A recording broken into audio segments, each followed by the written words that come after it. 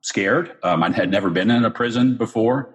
I went in thinking that I probably personally wouldn't get much out of it, but if I could help the residents of the institution out, that I'd be doing a good thing. But I walked away transformed in a way that was totally unexpected. And it's because all that I did when I went into the prison was listen to the basic rule of Kairos, which is listen, love. And when you can sit in a prison for 4 days around guys that you've never met before, some of them are there for really, really awful things, and just listen to them and love them, have them tell their stories, have them get closer to God, not in a preachy, pushy way, but just listening, letting them tell their story and connecting it to that relationship that they need to have with God is just amazing. And I was blown away by the intelligence of the men that I was there with. Some of the smartest people I've ever met, I met in prison. And it's a shame that they're there, that they've had something that's thrown them out of kilter. Most of the time, if the conversation of money comes up, I've had a couple of guys that have asked me to do, some investment research for them. But they're being scammed, even when they're inside or prison. And I've been quick to say, hey, just, ignore that kind of advice. But most often they don't have any money at all, and they have very little ability to make any money. And if they have money, it's mostly because they had some before they went in, and they're trying desperately to hold on to it while they're in, so that when they get out, there's something there left for them, or they have a family member or friend who is supporting them in some way. So, and as someone who has given financial advice to people who are broke and financial advice to people who have millions, it's still a very unique spot, because, when you're working with someone who has little or no money, but has the ability to actually make some money and start investing and saving, it's a different conversation than talking to somebody who may have little or no money and doesn't really have the ability to do anything with it other than be prepared once they're released, once they get out, get to the outside. So it's a different environment, but it's a very hopeful environment. The hope that I see when I meet men in prison who meet God where He is in their lives and see hope for being able to do things while they're in a place that they have very little control over their lives is inspirational. And that's why I think it's been transformational to me, because I'm a very blessed guy. I'm a very lucky guy. I have a lot of control over the things that I do. And sometimes I forget all about that hope and that promise and that love that God has for me. And if you can see that, when you don't get to go home every night, you don't get to sleep in your own bed every night, then that's just an amazing, powerful thing that will transcend anything else that you have going on. God bless you, Rob. I'm glad we went back and slipped that in. There's a quote on your website, and your website's fabulous. I want everybody to know. We'll give them contact information. So I guess it's the name of your company is Encore, ENCORE, Partners. And so EncorePartners.com. And if they go to your website, what you talk about there on your website geared toward the businesses that you mentor and coach, so to speak, is very beneficial to anybody just to get an organized approach to their life. I mean, it applies to everybody. But you got a quote on there from Albert Einstein, the most brilliant mind that most people would attribute. Who's the biggest genius you've ever heard? What's his name? Oh, Albert Einstein might qualify for that. And he says this, and you've said this in a different way. Everything should be made as simple as possible, but not simpler. Well, that's beautiful. So you got to cover the basics, but keep it simple. So in a minute, I'm going to ask you to launch.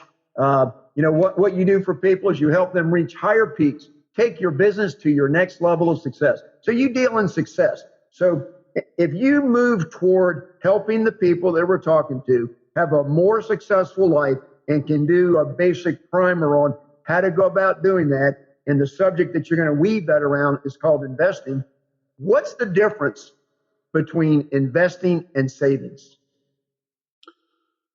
Well, I think that you can't invest until you've saved. And when I think of savings, and I don't know if this is a traditional definition for savings or not, but savings are two things. It is the cash that you set aside and you have on hand at all times that would allow you to weather a storm. So think about it as maybe having 6 months of living expenses set aside in a checking or a savings account so that if something happened, you ran into some financial hardship, you lost a job, that you'd have that savings to fall back on.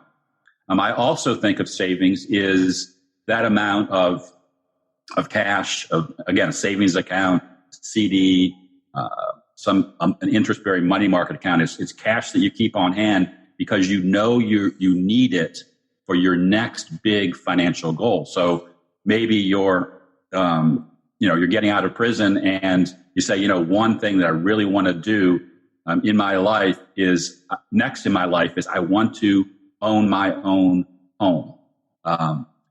The money that you need to be able to make the down payment on that house to kind of get you to that first step shouldn't be invested beyond savings. It shouldn't be put at risk because you don't want to go backwards. And so to me, savings is the money that you have for emergencies and the money that you have for your next big goal, 2, 3, 4, 5 years out that you don't want to put at risk.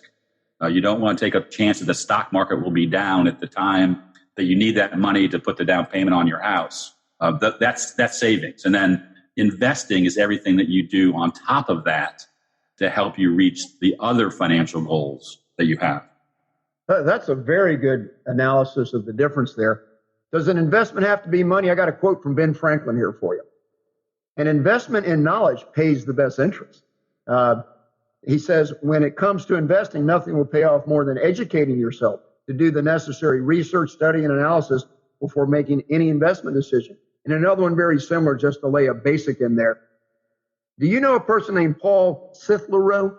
These are famous quotes that I picked up in investing, but here's his quote. Invest in yourself. Your career is the engine of your wealth. We all want wealth, but how do we achieve it? It starts with a successful career, which relies on your skills and talents. Invest in yourself through school, books, or a quality job where you can acquire a quality skill set. Identify your talents and find a way to turn them into an income-generating vehicle. In doing so, you can truly leverage your career into an engine of your wealth. Those are, I guess, good alternate definitions of traditional investing, but I guess I would have to, I don't know the second person that you quoted, but considering that he may have some knowledge, I would have to say that his idea is probably a good one.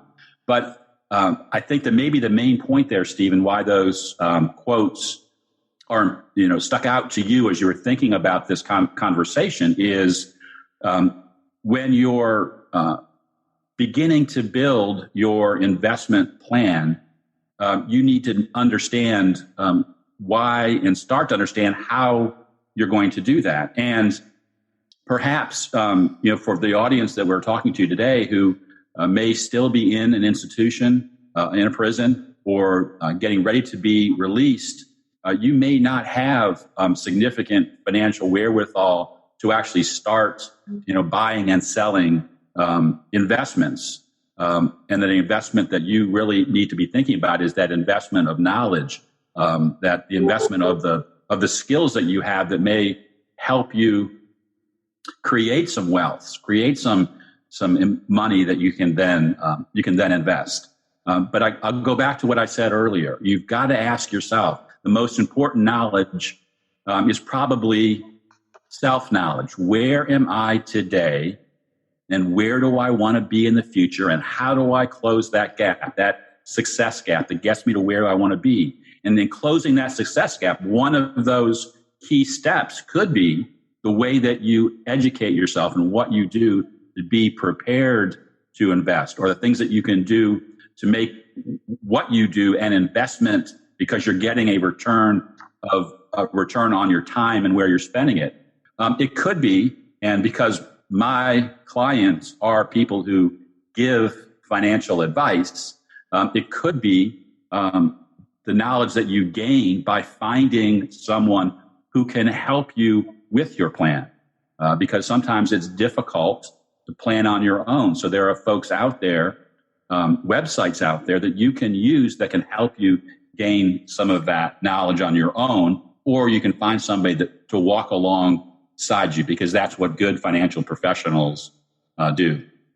Rob, I love what you're doing. So what I'd like to do at this stage of the conversation is I'd like to sit back now and just let you do what you do. And I'll ask questions, interject if it's okay with you every now and then. But I absolutely love where we're at so far. And what I'm actually thinking is, there's so much to this topic, investing, and there's so many different levels that we can go to. There's so many different people that are looking for different things. When I'm in prisons, I'm trying to encourage people to make better decisions and to stop the distractions in their life, to get their focus and things like that. And then I give a lot of basic financial tools. But there's always a few people in my seminars and the groups that I'm at that ask me specific questions because they do have money. They do have maybe $15,000 or $20,000, and they want to make investments that they manage while they're in prison. And they're very good. They tell me what their plan is. By the time I get out in 5 years, I expect to have this much money, et cetera. But they're the minority. But today, I would like you just to approach this topic any way you want, to lay it out any way you want. And I'm not going to be kind and let you go in whatever direction you want. That's not what I'm trying to say. I just want to turn it over to you if you would accept that. Absolutely. Absolutely. And I actually kind of outlined what I wanted to get across to your audience, Steve, in terms of thinking about the steps, because you can probably tell the way I keep talking about closing that gap and coming up with steps. I'd like to have an orderly process for working through things. And so when you asked me, the difference between savings and investments earlier, you let me cover the first two steps in the advice that I would give if I were sitting across a desk or a table from somebody that you would meet in prison or that I would meet in prison, and they were asking for financial advice. As I was getting to understand them and helping them lay out a process, I'd say, start by making sure you have that emergency fund. That may not be sexy. You may not make a lot of money with it, but there is money that you shouldn't put at risk.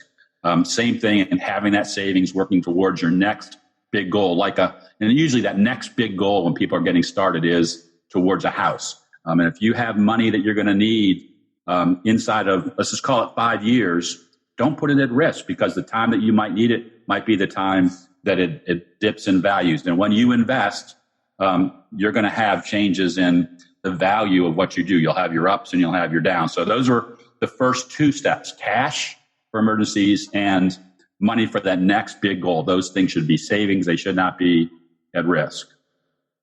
The third thing that I think is critical, and this applies to maybe the kind of guy that you're talking about that may have some money, may be the exception to the rule, to the people that you meet when you're in the prisons, but make sure you don't have any debt. You can't, and to me, you can't have savings if you have correlating debt. So it's another part of getting your house in order. And sure, there are maybe some good reasons to have debt. Maybe you want to have a mortgage on your house, but if you have ancillary debt hanging out there, credit card debt, installment payments for something that you've purchased, before you start tucking money away in an investment plan that's based on getting to a goal, eliminate debt. One of my favorite clients, who's a financial advisor out in Iowa,